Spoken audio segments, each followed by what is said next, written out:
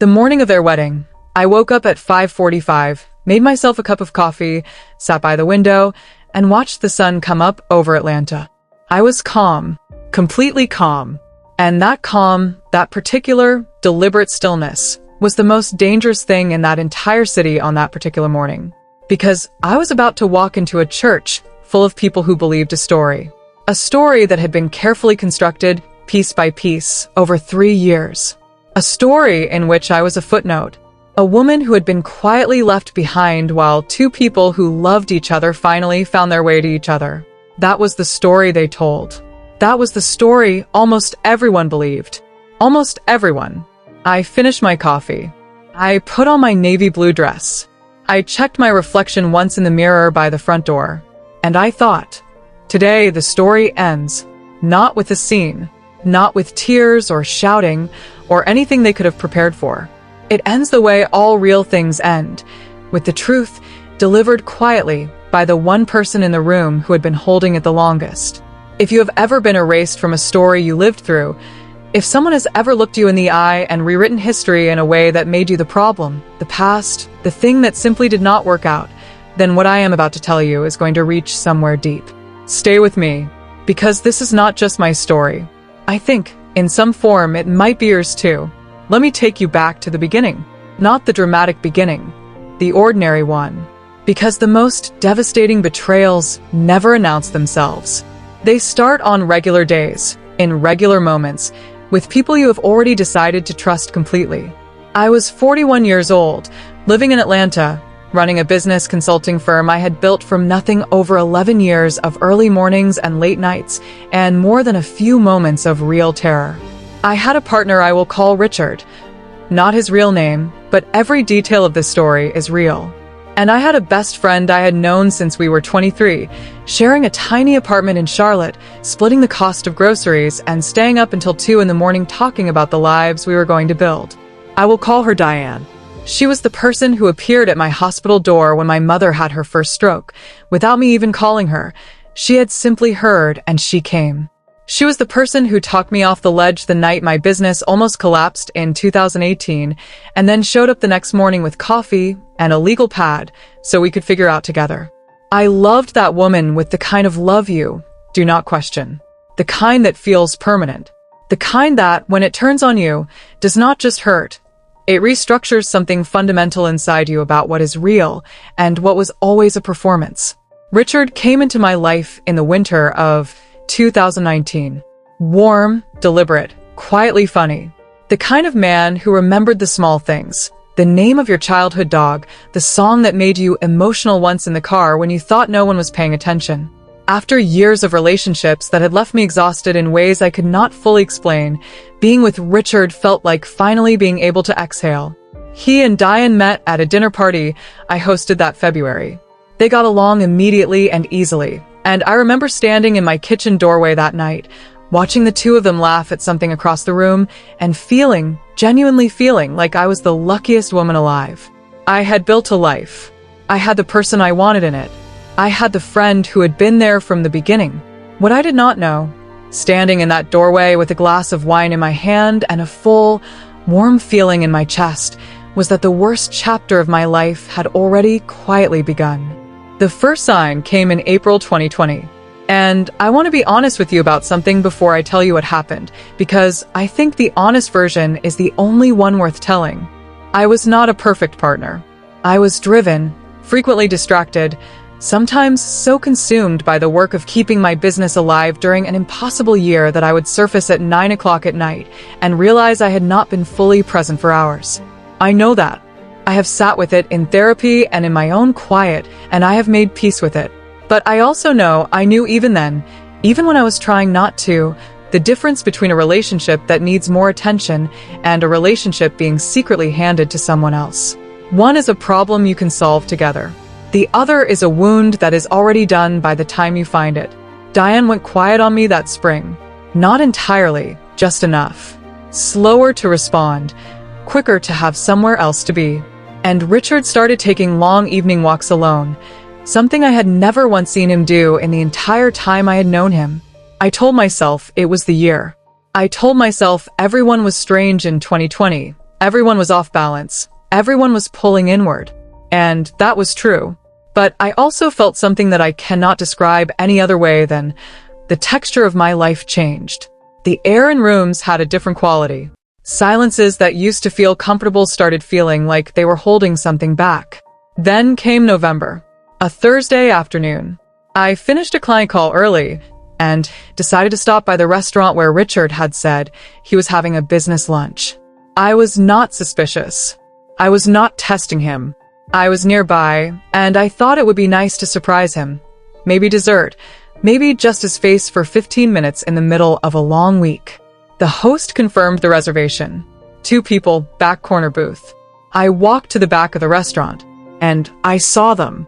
I need you to really picture this moment, because it is important that you understand exactly what I saw, and exactly why it destroyed something in me that had nothing to do with anger. They were not kissing. They were not doing anything that could be explained away or misread. They were leaning toward each other across that table in the way that people lean when the whole room has stopped existing, when there is no one watching, no performance, no outside world. Just 2 people completely inside something that belongs only to them. That lean, that particular intimacy, that is what told me everything. I stood there for seconds, maybe 5.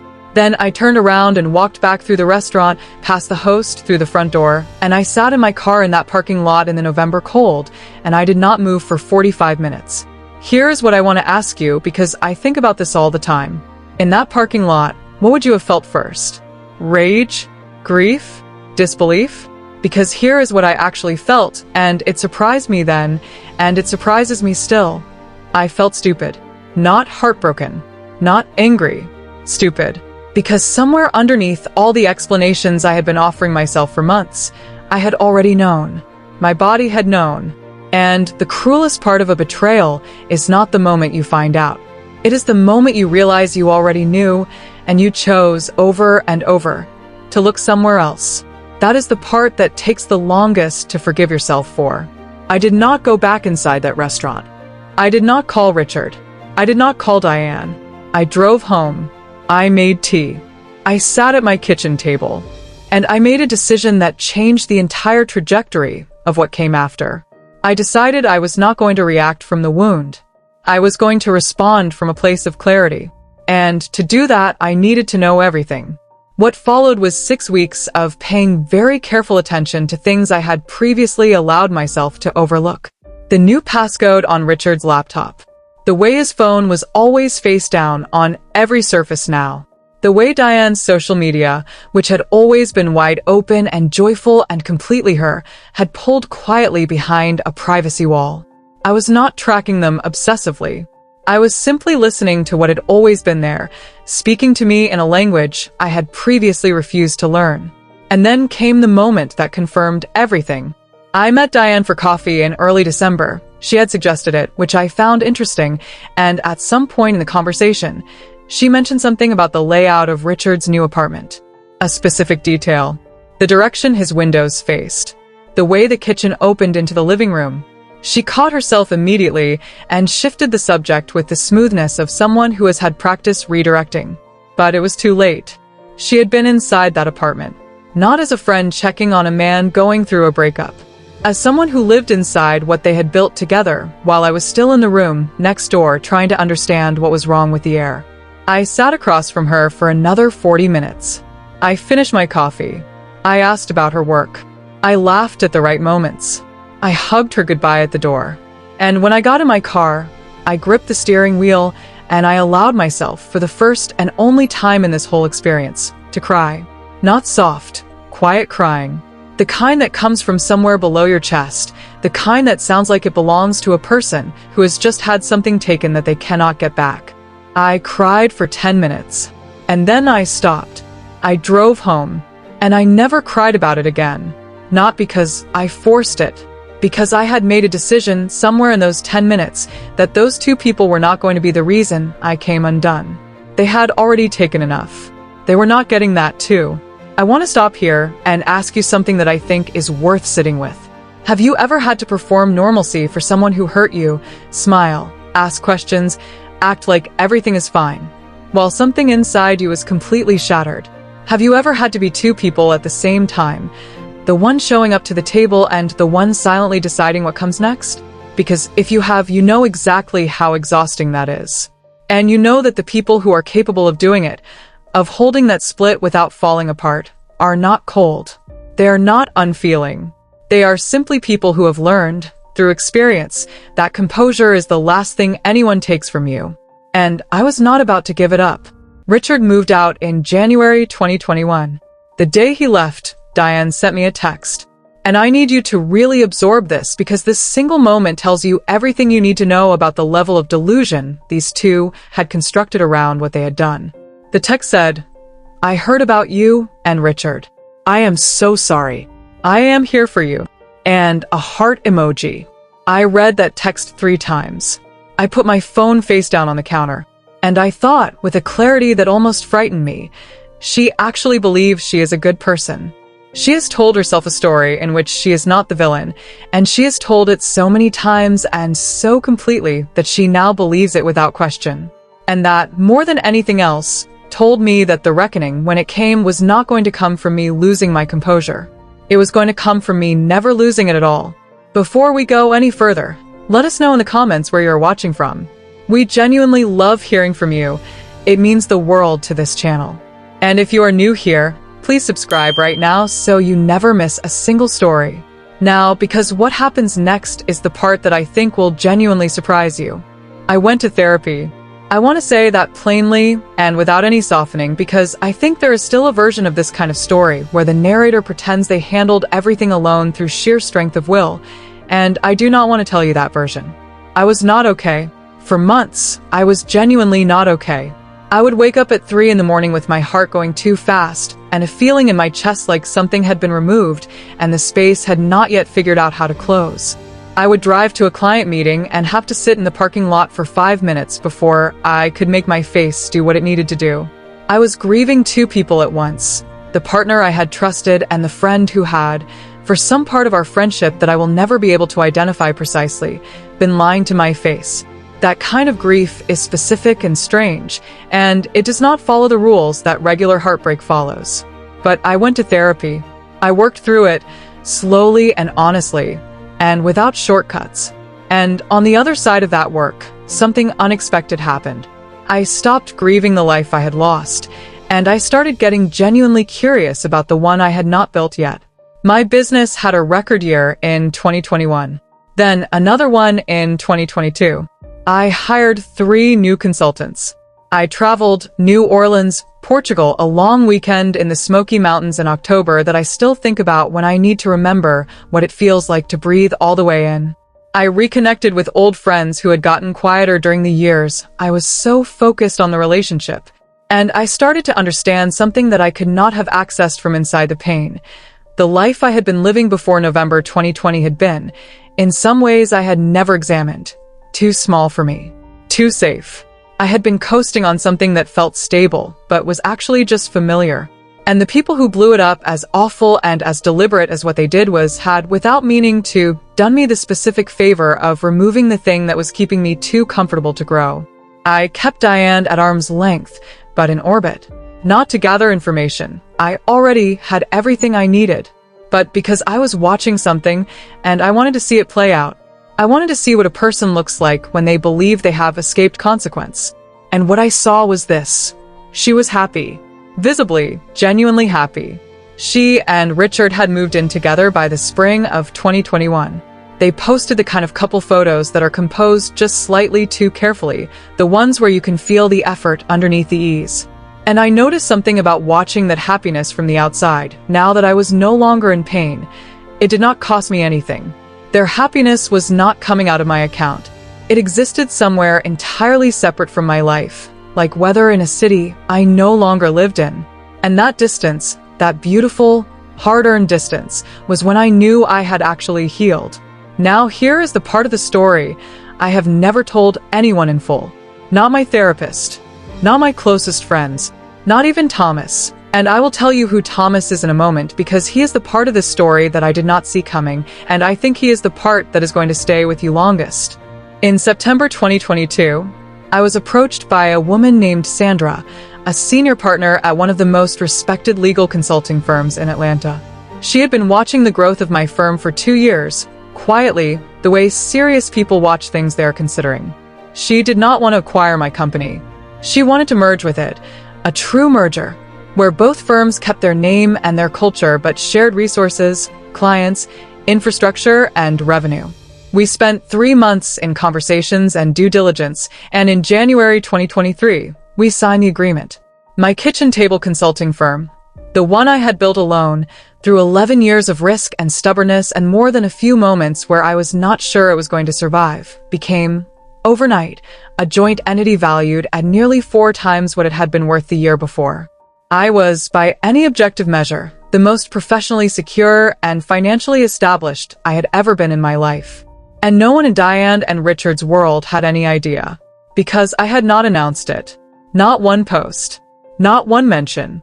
I had simply let it become true, silently, while the rest of the world kept moving.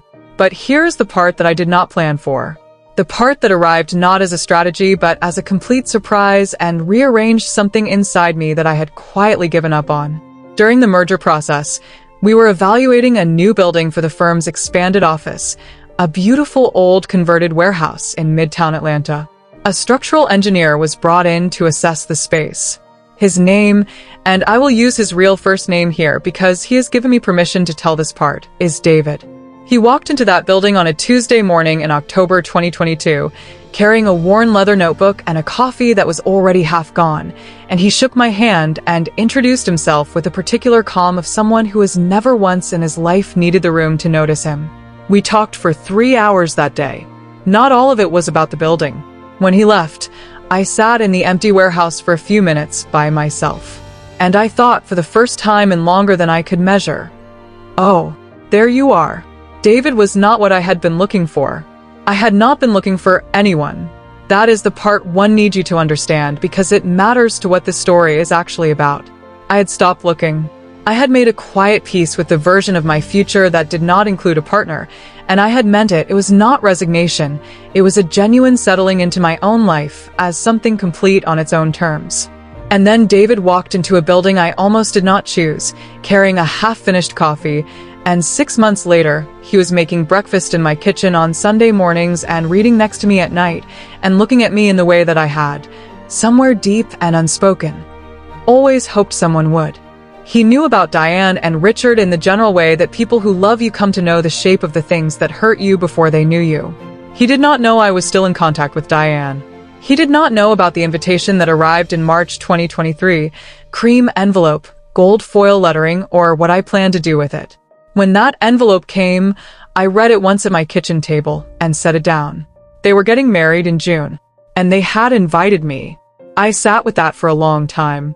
What kind of confidence does it take to invite the person your partner left to your wedding? What does that invitation say about how completely they had convinced themselves that I was over it, that I was the past, that the version of events in which no one was really hurt was the version I had quietly accepted? I thought about all of that, and then I RSVP'd yes. I did not tell David right away. I needed to sit with the decision alone first. When I did tell him, he looked at me for a long moment and said, "Do you know what you're doing?" And I said, "Yes, I know exactly what I'm doing." He nodded. He trusted me. That trust, in that moment, was one of the most profound things anyone had ever offered me. The church, the third pew from the back, the white roses and the organ music and Diane coming down that aisle in a dress that cost more than my first car. I watched her. I watched Richard waiting at the altar. I watched the faces of people who had no idea, who were simply happy for 2 people they cared about, and I thought, this is what it looks like when a lie becomes official. This is the ceremony of it. And I felt something I had not expected to feel in that moment. I felt sorry for them. Not a condescending sorry, not a superior sorry, a genuine, quiet, human sorry.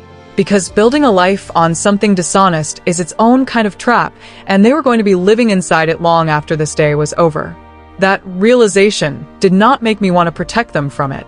But it did mean I walked into that reception with something that was not quite peace, but was very close to it. The ballroom smelled like gardenias and warm champagne. I found my table, sat with people I barely knew, and waited. At some point, Diane came to find me. She looked beautiful and flushed with the particular happiness of a day you have wanted for a long time finally arriving. She told me she was so glad I had come. She told me it meant everything. And then she looked at me with that careful, searching look, the one that was really a question. Are you broken? Do I still have that power over you? And she said, you look incredible. You seem really happy. She said it the way people say things when they are not entirely sure they want the answer to be yes. I smiled, and I gave her the truth.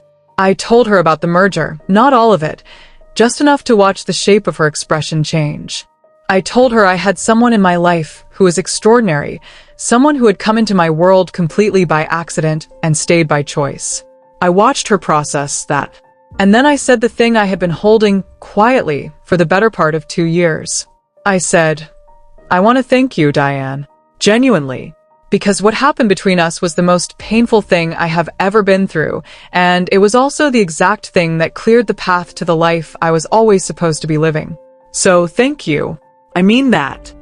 I held her gaze when I said it.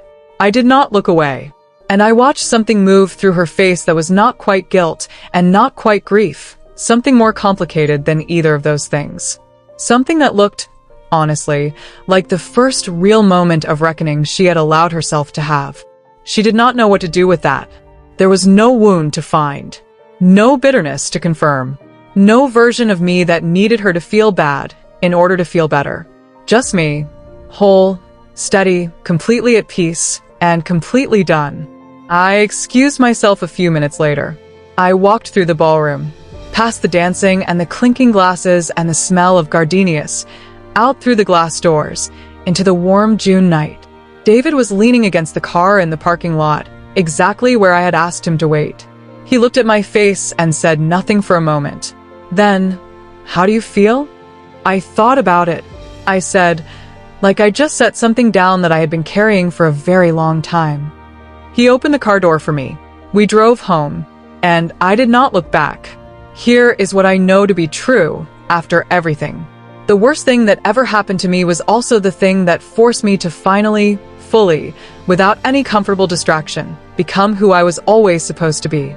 I did not know I was capable of the business I built after January 2021. I did not know I was capable of the kind of healing that does not leave a scar you have to manage every day. I did not know that the version of love I had always wanted was still available to me, waiting in a warehouse in Midtown Atlanta, carried by a man with a worn leather notebook and a half-finished coffee. I did not know any of that, because I had been too settled, too comfortable, too convinced that what I had was enough to go looking for what was actually meant for me. And here is what I want to leave with you, because I think it matters. The people who betrayed me did not destroy me. They displaced me. They moved me, roughly, without my consent, without a single thought for what it cost me, out of a life that was keeping me too small. And on the other side of that displacement, I found something I would not trade for anything. Not for the relationship I lost. Not for the friendship I lost. Not for the version of my life that would have continued on, comfortable and familiar and slowly contracting, if none of it had ever happened. I sat in that church with a secret only I knew. And the secret was never about what they had done. The secret was about what I had built in the silence, away from their eyes, away from the story they were telling about me, away from every single person who had underestimated what I was capable of when I was finally left with no choice but to find out. The secret was that I had already won, long before I walked into that church, long before that invitation arrived. The moment I sat in that parking lot in November 2020 and decided to move with precision instead of pain, that was the moment it was already over. I just had not seen the finish line yet. What did this story make you feel?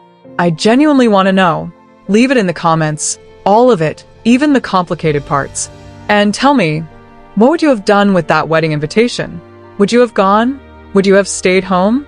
Would you have done something I have not even thought of? Because I think your answer says something real about who you are, and I think the people reading the comments will find it just as interesting as I will. If this story reached you, if it sat somewhere in your chest the way I hope it did, please share it with someone who needs to hear it. Subscribe if you have not already. And remember this, The life that makes the people who underestimated you have to quietly reckon with that fact. That is not just the best revenge. It is the best life. Take care of yourself. I will see you in the next one.